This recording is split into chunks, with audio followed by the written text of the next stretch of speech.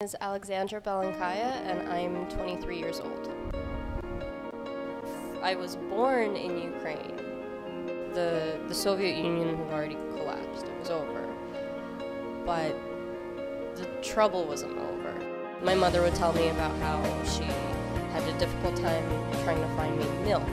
In 1993, my family decided to move to America. I grew up in Northeast Philly.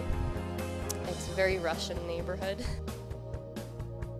For me, adjusting in a foreign country, I didn't speak the language. And here I am as this 4-year-old trying to figure out what this strange land is, and next thing you know, my dad is telling me I have to go to school.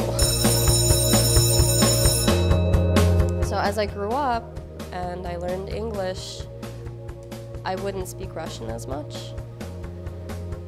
But because I didn't want to speak Russian anymore, I wanted to speak English, my mother and I started to have a communication barrier. Because my mother was always busy working, she is the example of the immigrant who didn't have time to learn English because she had to work. She had to earn money for us. So after a while, I completely forgot Russian.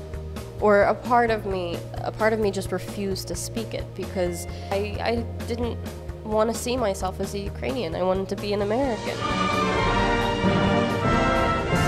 I feel like I was rejecting a part of my identity when I did that, and trying to replace the Ukrainian in me with an American and just become someone completely new just so that I would fit in. And that was especially difficult when I had to move back to Ukraine for high school. My mother had to go back to Ukraine after she lost an immigration battle. After almost 10 years in the country, she had to go back to her homeland. As an American teenager, it was very difficult for me to suddenly have to pack all my stuff and follow my mother to Ukraine. Because Ukraine to me was nothing.